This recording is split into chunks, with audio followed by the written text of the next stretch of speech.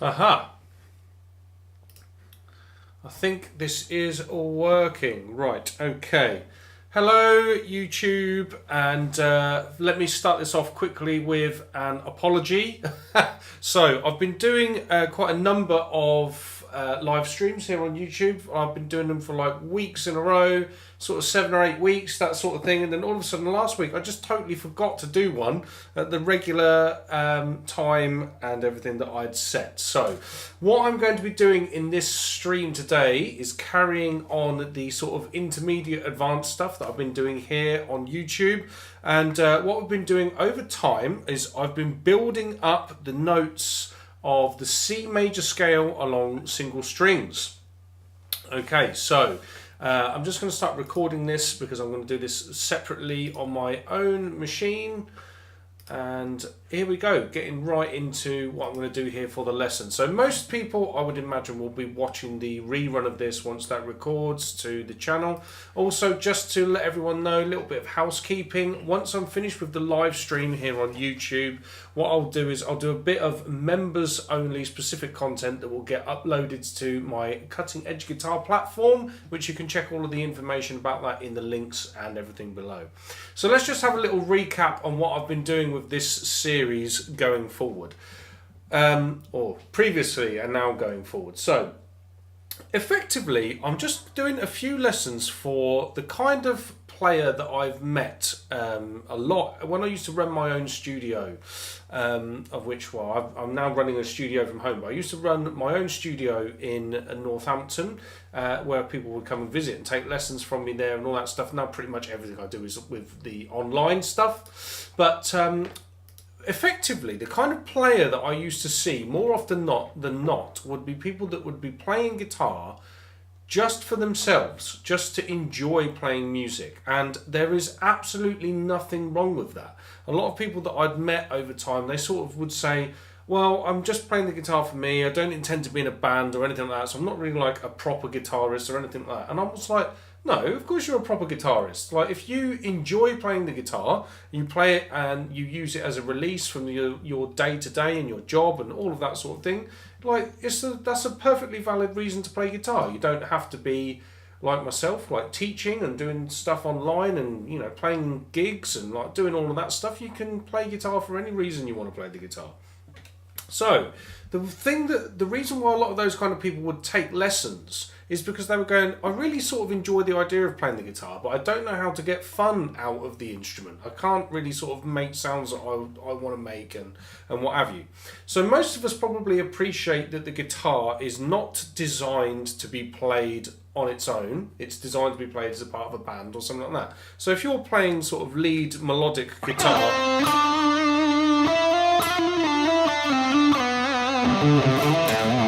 it's sort of like, you know, it's all right to get a sound out of the guitar, but like you can't, it doesn't sit anywhere. You want it to sort of sit in the mix with drums and bass and maybe a rhythm guitar player or some keys or something like that. So a lot of these students that I would meet over time, they would find channels like elevated jam tracks or jamming backing tracks or whatever. Like, these are people that I use and play with all the time. Their backing tracks are superb.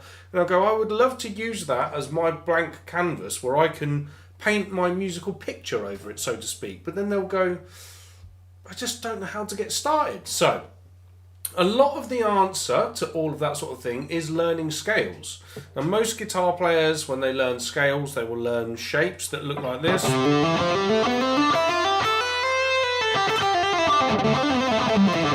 So stuff that moves up and down the neck, like as in back and forward across the neck, so to speak. And that can be quite tricky. It can be quite difficult to see your intervals that way and all of that sort of thing. So something which actually is something that I would teach my students to do is just learn your scales on one single string. Now, this is because seeing a string, seeing your scale in a straight line on a single string is really, really good for seeing your intervals. And where we're at the moment, we're moving all of this to the 6th string. I've previously, in other lessons, we've done this on the 1st string, second, and all of the others, and now we're going to move to the 6th string. So I'm doing this with the C major scale. So let's imagine if I'm playing my C, when I go from a C to a D, 2 frets higher, I can see in that straight line what a major second looks like. Now, if I'm playing a major second on separate strings, like the C to D, like there, it looks like that, which is, obviously that's a harder thing to visualise and a harder thing to see. So that's why playing on a straight line is kind of a nicer way of seeing it in the very beginning. And another thing is that string crossing and stuff like this is technically difficult, whether you're using hammer-ons and pull-offs, or especially if you want to pick everything. So a lot of players will struggle with that sort of thing, but you can play a scale on a single string just with one finger. I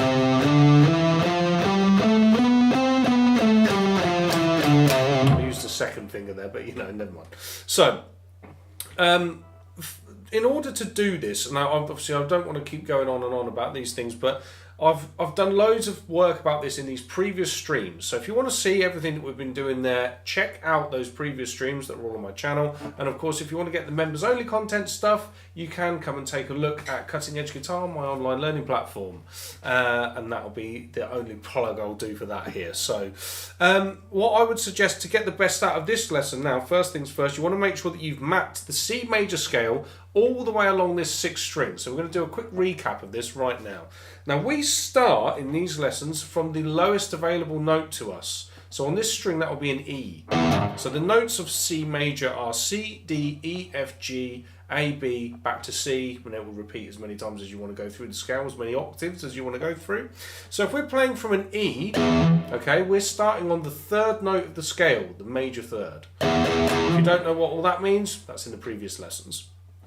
Now, if we map this, we've then got F at the 1st fret, we've got G at our 3rd fret, A at the 5th fret, B at the 7th fret, C at the 8th fret, D at the 10th fret, E at the 12th fret. So we've gone all the way from E to E. Although we're in the C major scale, technically, if I'm making E my root note,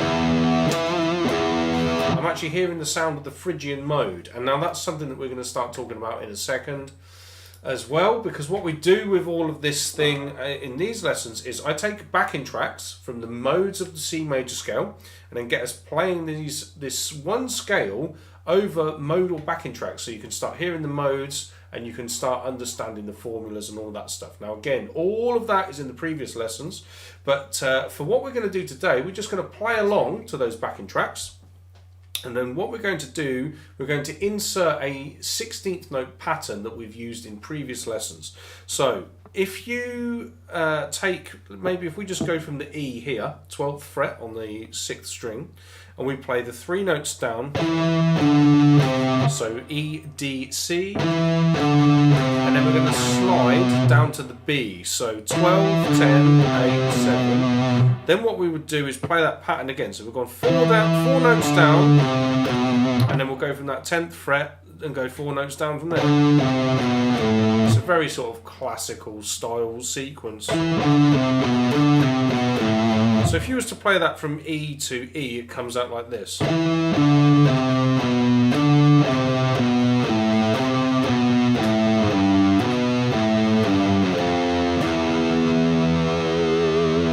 Like I say, anyone who's watching this who's followed on all of the other lessons, that'll be really easy to do by now. If you're watching this going, oh, I can't keep up with that or whatever, like I say, if you follow through the other lessons, it will become pretty straightforward. Now, what I would like to do today is, well, I only talked through the C major scale up to that 12th fret there, but we're going to start it from a C up at the 20th fret on the 6th string, and we're going to take that pattern all the way down. So if I just quickly recap this, we've got 20, 19, 17, slide to 15, then we're going to go 19, 17, 15, slide down to fret 13, and then we've got 17, 15, 13, slide to 12, 15, 13, 12, slide to 10, and then all the rest of it is all the frets that we've just done a minute ago, so you carry on that pattern.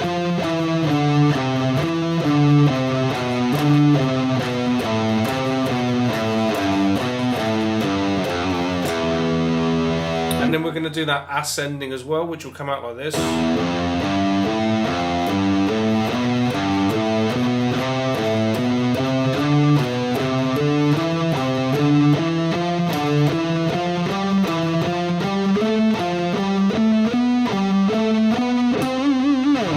So, if you are watching the rerun of this, for example, and going, well, I'm sort of struggling with that or whatever, something that I'm always telling my students to do at the moment who are watching my sort of content style videos, pause the video, give yourself a chance to get it under your fingers, and then you can carry on the rest of the lesson after you've got this down and play along.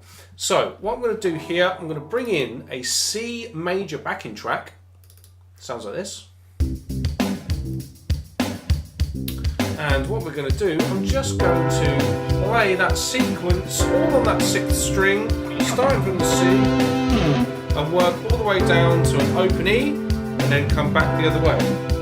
Okay, here we go. When I count in, 1, 2, 1, 2, 3, 4.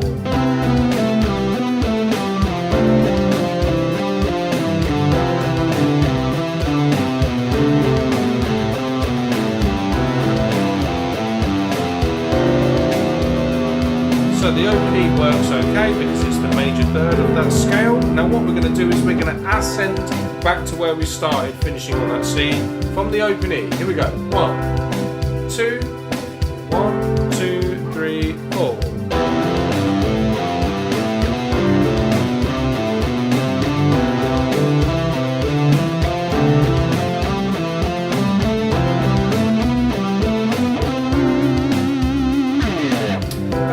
Now I'm going to repeat that exact same pattern, but we're now going to do it over mode 2 of C major, the D Dorian mode, so that we can hear that and get that sort of under our fingers. Again, if none of this stuff makes sense at this moment, watch all the previous videos and it will make a lot more sense, I'm sure. Here we go. Starting from a C, what we'll do resolution wise, we'll slide all the way back up to a D at the 10th fret. So play the open E, come back up to your D root note. Here we go. And 1, 2, 3, 4.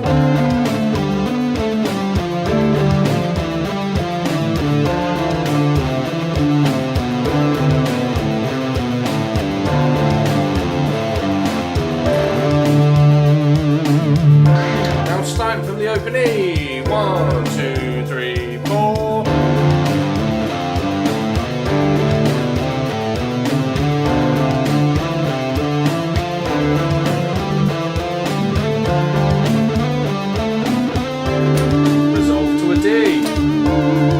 Okay, let's hear the dramatic shift now into E Phrygian. And we're going to play along as per usual. But this time when we finish on that open E and we've got the root note, when we come all the way back up, just resolve up to the 24th fret if you can, or down to the 12th fret if that works better for you. Here we go, from C down. 1, 2, 3, 4.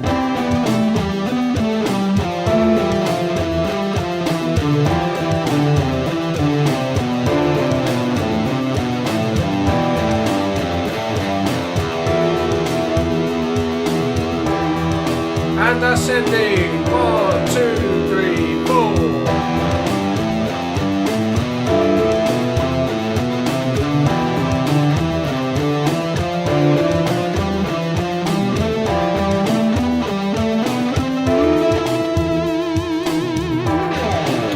Okay, quite a dramatic mode is Phrygian. So moving on into mode 4, the F Lydian mode.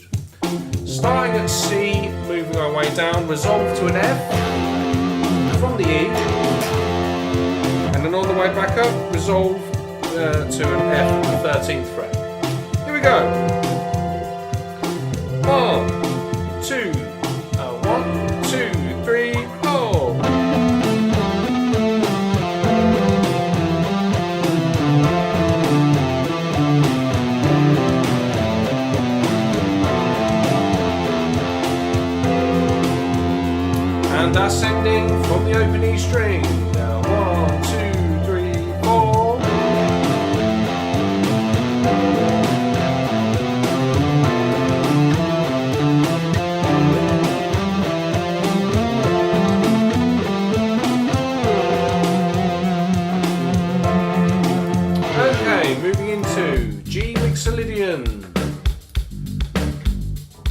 Okay, starting from C, we'll resolve to a G.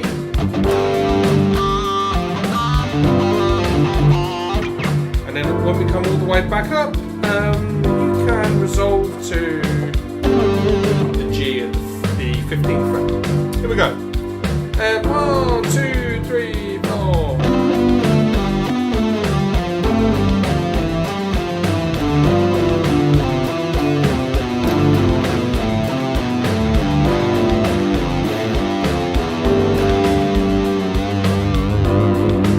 And ascending. 1, 2, 3, 4.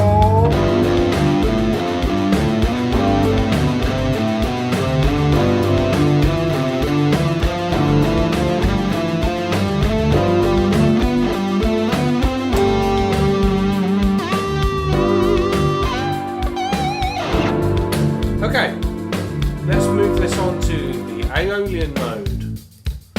1, 2, 3, 4.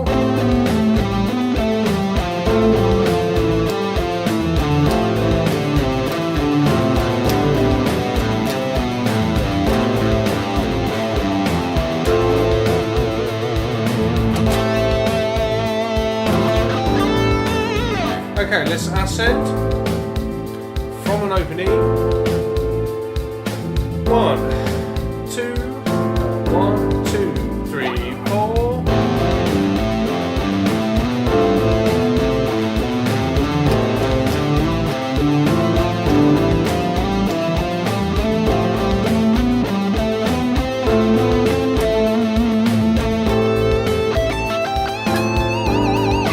Okay guys, so there is your C major scale and the modes of the C major scale played in that 16th note pattern, all on your 6th string. Now there's loads and loads and loads of things that you can do on a single string just to continue working on your improvisation and getting better and all that stuff. I am going to talk about all of that sort of thing purely for my members over at Cutting Edge Guitar, so I'll end the stream here.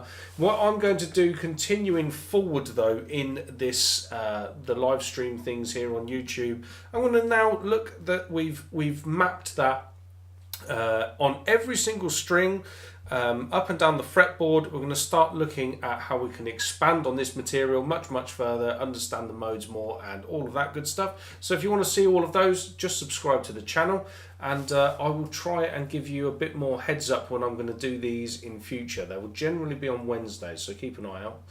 And so that's it. Thank you, YouTube.